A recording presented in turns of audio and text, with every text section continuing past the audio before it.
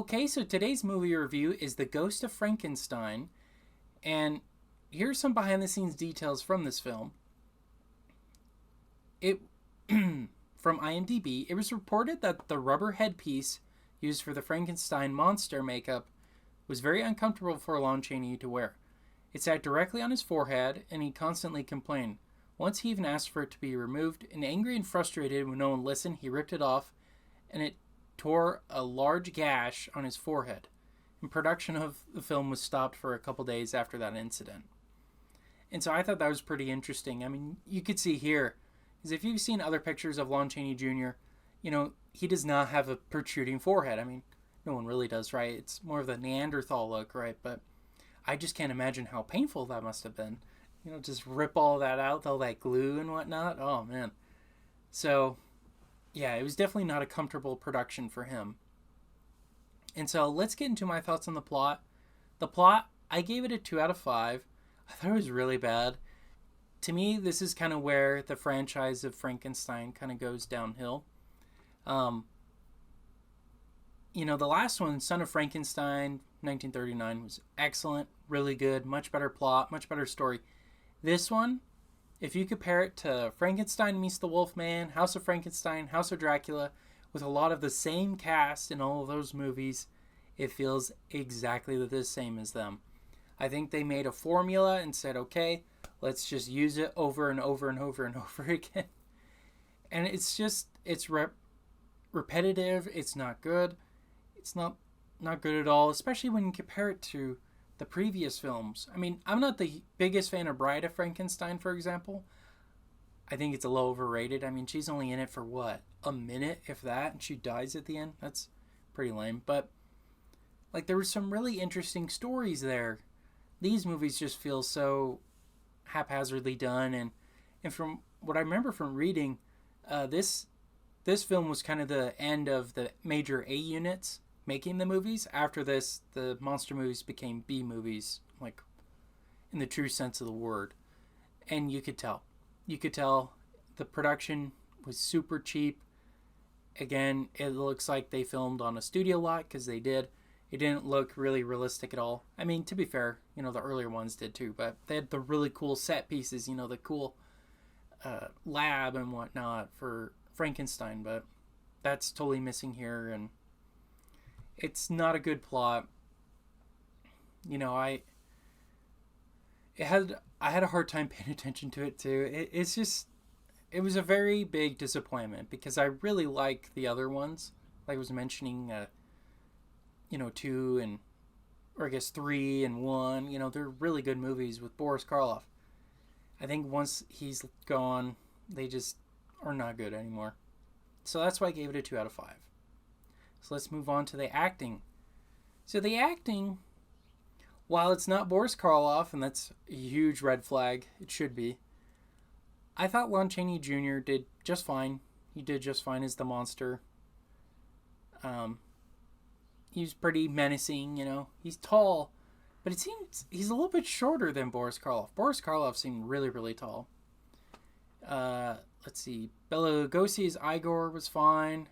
All around, the acting is just subpar. I mean, in the last films, you had Boris Karloff and Basil Rathbone for fantastic in their respective roles. This movie is just your regular run-of-the-mill. There's a cheesy little love story, and you could tell they became formulaic by this period, during World War II especially. They try to capitalize. I keep bringing up Marvel, but it really reminds me so much of Marvel, where the first decade of it was fantastic. They had great stories, great cast, great cinematography, special effects, and all that. It was fantastic. And now it kind of seems it's gone on a nosedive. Although in their case, they're overspending on production. In these movies, they had to significantly cut it. So I don't like these 40s Universal Monster movies. I've had a hard time with them. I haven't found one that I really like yet. It just seems the ones from the 30s, and with the exception of The Creature from Black Lagoon, the ones from the 30s are the best.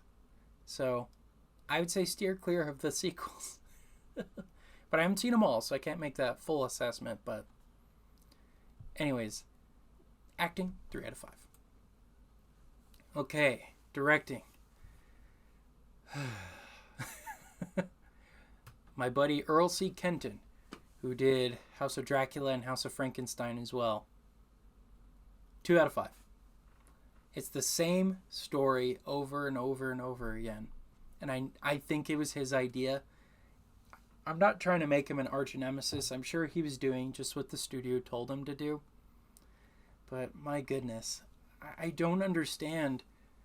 Well, I do understand why. That's more of a rhetorical. But I wish they could have kept up with the 30s quality. Because the 30s, it doesn't make sense. How is it that the acting got worse? How is it the costumes got worse? It should be getting better, right? I don't know. His style here is exactly the same as those other two films, House of Frankenstein, House of Dracula. Not much difference here. I guess he's good in being consistent. I'll give him points there. That's what the 2 is. No, these films. All right, let's move on to cinematography and special effects. I gave it a 3 out of 5. It was significantly smaller. The budget was, like I keep mentioning. And they just started to become B films after this. And, the makeup looks pretty good. I mean, he really does look like Boris Karloff in this picture here. I'll give him credit there. The costume gets a lot cheaper and cheaper as these films go along. But I'll give him credit. They made him look a lot like the Boris Karloff one here. He doesn't look anything like Lon Chaney. In fact, if I didn't know that it was Lon Chaney, I would have thought it was just some other no-name actor. But no, it was him. So I would say that was good. But there's no gothic castles really. And I'm missing a lot of the stuff that made those other movies great. So, yeah, 3 out of 5. All right, let's talk about the music. It's very generic. It's very similar to all the other Universal Monster movies from this era. So 3 out of 5. Not terrible. Like, it fits with the mood and tone and whatnot, but it just blends in with the other films. I couldn't tell you this from House of Dracula, for example, or Frankenstein meets the Wolfman, or they're all very, very similar in music and whatnot. So 3 out of 5. All right, so tallying that all up, that brings my Letterboxd score to a 2.6 out of 5, which is just barely a 3 out of 5. So that brings my critic list score to a 52%. Would I recommend this movie? No. Stick to Frankenstein from 1931, The Bride of Frankenstein from 35, and Son of Frankenstein from 39.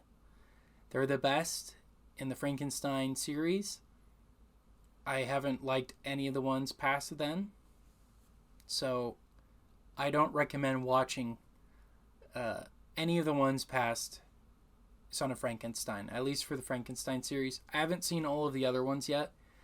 I think I've seen all of the Frankenstein now. This might be the last one.